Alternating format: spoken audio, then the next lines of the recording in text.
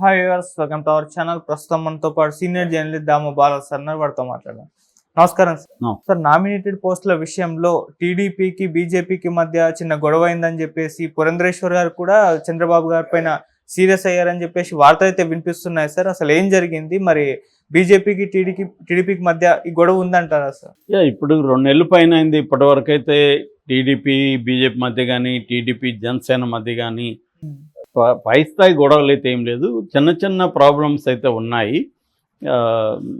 Local స్థాయిలో problems ఉన్నాయి. మొన్న కూడా మనం చూసాము, వర్మ కూడా పిఠాపురంలో పవన్ కళ్యాణ్కి ఇన్ఫర్మేషన్ లేకుండా అక్కడ అన్న క్యాంటీన్ ఓపెన్ చేశాడు. పవన్ కళ్యాణ్ యాక్చువల్గా అక్కడ డొక్కా సీతమ్మ పేరుతో క్యాంటీన్ పెడదాం అనుకుంటే పవన్ కళ్యాణ్కి చెప్పకుండా చేశాడని అక్కడ లోకల్ జనసేన నాయకులను కూడా ఎవరిని పిలవకుండా అదేదో టీడీపీ ప్రోగ్రాం లాగా, పార్టీ ప్రోగ్రాం లాగా చేశాడని విమర్శలు వచ్చాయి. అట్లాగా జనసేనకి టీడీపీకి మధ్య కొన్ని చోట్ల ప్రాబ్లమ్స్ ఉన్నాయి. అట్లాగే బీజేపీ టీడీపీ మధ్య కూడా ప్రాబ్లమ్స్ ఉన్నాయి. ముఖ్యంగా పురంధేశ్వరి చాలా అసంతృప్తిగా ఉన్నట్టు తెలుస్తుంది. ఎందుకంటే ఆమెకు first Lok Sabha speaker post Chandrababu ఇప్పిస్తాడని చెప్పారు. దాని తర్వాత డిప్యూటీ స్పీకర్ అన్నారు, తర్వాత మంత్రి అన్నారు. ఏవీ లేవు ఆమెకి. చివరికి ఆ శ్రీనివాసరాజు నర్సాపురం ఎంపీ, ఆయనకి మంత్రి పదవి వచ్చింది బీజేపీ కోటాలో, సెంట్రల్లో.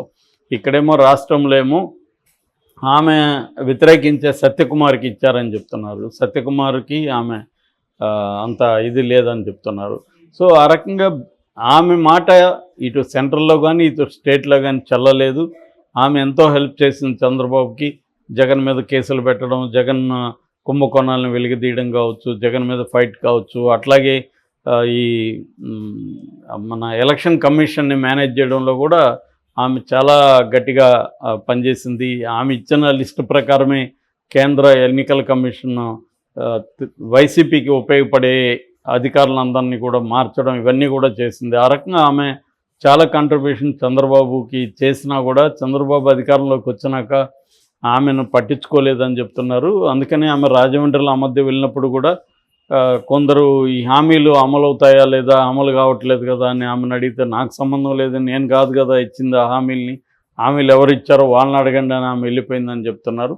సో అలాగా ఆమెకు చంద్రబాబు పట్ల కొంత అసంతృప్తి అయితే ఉంది అని చెప్తున్నారు. బీజేపీలో కూడా ఇటు జనసేనకేమో 3 మంత్రి పదవులు ఇచ్చారు, బీజేపీకి 1 ఇచ్చారు. బీజేపీ నాయకులను ఎవరిని కూడా పెద్దగా ఇంపార్టెన్స్ ఇవ్వట్లేదు. పవన్ కళ్యాణ్కి ఇచ్చిన ఇంపార్టెన్స్ పురంధేశ్వరికి ఎక్కడా ఇవ్వట్లేదు.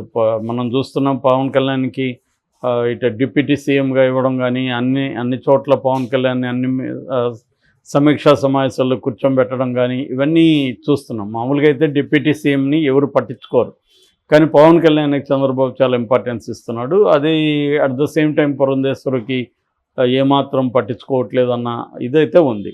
సో ఈ కాంటెక్స్లో ఇప్పుడు నామినేటెడ్ పోస్టులు అనేవి ఇవ్వాలి. ఆల్రెడీ 2 నెలలు అయిపోయింది. సో చంద్రబాబు 30 నుంచి 50% పోస్టులు ఇప్పుడు ఇచ్చేద్దాము, తర్వాత కొంత గ్యాప్ తీసుకొని మిగిలిన పోస్టులు అప్పుడు ఇద్దామనేది ప్లాన్ చేసుకున్నాడు. సో ఇప్పుడు ఇందులో 50% మొత్తం ఓవరాల్గా నామినేటెడ్ పోస్టులలో 50% తెలుగుదేశానికి, 30% జనసేనకు, మిగిలిన 20% బీజేపీకి ఇవ్వాలనేది చంద్రబాబు ప్లాన్ చేశాడని చెప్తున్నారు. అయితే బీజేపీ దానికి ఒప్పుకోకుండా మాకు ఇంకా ఎక్కువ కావాలి, మేము చాలా పనిచేస్తాం, మీకు అసలు మోడీ అండలేకపోతే మీరు గెలిచేది కష్టమయ్యేది, సీఎం అయ్యేది కష్టమయ్యేది, అలాంటిది మమ్మల్ని పక్కన పెడితే మీరు మమ్మల్ని థర్డ్ దీంట్లోకి తీసేసి చేస్తే కరెక్ట్ కాదని వాళ్ళు అడుగుతున్నట్టుగా ఉన్నారు. దాంతో చంద్రబాబు ఇప్పుడు దీన్ని పోస్ట్పోన్ చేసేసాడు. ఇప్పటికిప్పుడు ఇవ్వడం కష్టమైపోతుందని చెప్పి పోస్ట్పోన్ చేసి దీన్ని అక్టోబర్లో చూద్దాం అన్నట్టుగా నెట్టేశాడని చెప్తున్నారు. నెక్స్ట్ మంత్ ఎండ్ కల్లా. అంటే ఇప్పటి వరకు బయటికైతే వీళ్ళ మధ్య ఇబ్బందులు ఏమీ కనిపించలేదు, కానీ లోపల ముఖ్యంగా పదవుల పంపకంలో ఇబ్బందులు ఉన్నాయి. ఎందుకంటే చంద్రబాబు ప్రాబ్లం ఏంటంటే ఆయన అనేక మందికి రకరకాల హామీలు ఇచ్చి చాలామంది సీనియర్లకు కూడా ఆయన ఎమ్మెల్యే టికెట్లు ఇవ్వలేదు. ఈసారి గెలుస్తారనుకున్న వాళ్ళకే ఇచ్చాడు. అందువల్ల వాళ్ళందరినీ ఇప్పుడు అకామిడేట్ చేయాల్సి ఉంది సీనియర్స్ అంతా. అట్లాగే లోకేష్ కోటరీ ఒకటి సపరేట్గా ఉంటుంది తెలుగుదేశంలో. సో లోకేష్ కోటరీకి ఫస్ట్ ప్రిఫరెన్స్ ఇవ్వాలి, వాళ్ళకి ఇవ్వాలి. ఇది కాకుండా పవన్ కళ్యాణ్కి కనీసం 30% పోస్టులు ఇకపోతే పవన్ కళ్యాణ్ వైపు నుంచి ఇబ్బందులు ఉన్నాయి. సో పవన్ కళ్యాణ్ కూడా డిమాండ్ చేస్తున్నాడు ఎందుకంటే 10 ఏళ్ళుగా పవన్ కళ్యాణ్ నమ్ముకొని జనసేన నమ్ముకొని ఉన్న నాయకులు వివిధ జిల్లాల్లో ఉన్నారు. వాళ్ళల్లో మేజర్గా పనిచేసిన వాళ్ళని అకామిడేట్ చేయాల్సిన అవసరం పవన్ కళ్యాణ్కి ఉంటుంది. సో అందువల్ల పవన్ కళ్యాణ్కి చేయాలి. అట్లాగే బీజేపీ కూడా అధికారంలో లేదు ఎప్పుడు, కాబట్టి బీజేపీ కోరుకుంటుంది. ఇలాగా వీళ్ళందరినీ అకామిడేట్ చేయడం అనేది చంద్రబాబు చాలా ప్రాబ్లం. ఇంకోవైపు వైసీపీ నుంచి కొంతమంది చేరారు, వాళ్ళకి ఎమ్మెల్యే టికెట్లు ఇవ్వలేకపోయాడు చంద్రబాబు. సో అలాంటి వాళ్ళని కొంతమందిని అకామిడేట్ చేయాలి. సో ఇలాంటి రకరకాల ఇష్యూలు ఉన్నాయి కాబట్టి నామినేటెడ్ పోస్టులు అనేవి బీజేపీకి ఎన్ని ఇవ్వాలి ఏంటి అనే దగ్గర క్లారిటీ అయితే రావట్లేదు. చంద్రబాబు అనుకున్నట్టు చేయడానికి ఇబ్బందులు ఎదురవుతున్నాయి. ఖచ్చితంగా పురంధేశ్వరి దీన్ని గట్టిగానే వ్యతిరేకిస్తుందని చెప్తుంది. అయితే బీజేపీకి పురంధేశ్వరికి కేంద్రం నుంచి కేంద్ర బీజేపీ పెద్దల నుంచి ఉన్న ఆదేశాలు ఏంటంటే చంద్రబాబుని ఇప్పటికిప్పుడు మీరు మరీ ప్రెజర్ చేయకండి, చంద్రబాబుని బ్లాక్మెయిల్ చేయడం లేకపోతే ప్రెజర్ చేయడం చేయకండి మీరు, ఎందుకంటే ఆయన మనకి ఇక్కడ అవసరం కాబట్టి అనేది చెప్పారని చెప్తున్నారు. అందుకనే బీజేపీలో ఎంత అసంతృప్తి ఉన్నా అది బయటికి రావట్లేదు. ఎందుకంటే రేపొద్దున వాళ్ళు కంట్రోల్ చేస్తున్నారు కేంద్రం నుంచి.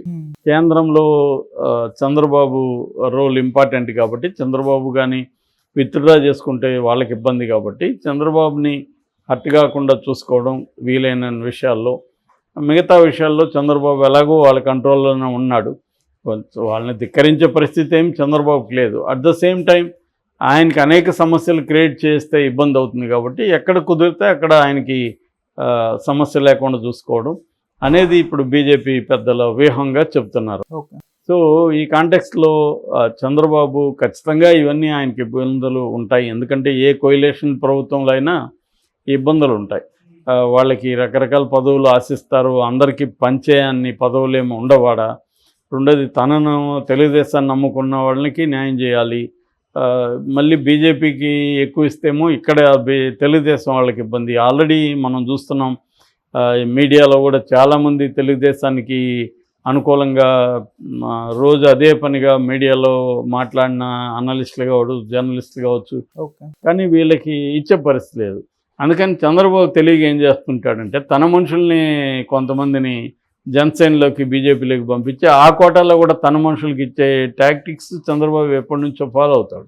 ఇట్లాంటి టాక్టిక్స్ ఇప్పుడు అదే చేస్తున్నాడు. అది చేస్తేమో బీజేపీలో ట్రెడిషనల్గా బీజేపీలో ఉన్న వాళ్ళకి కోపం వస్తుంది.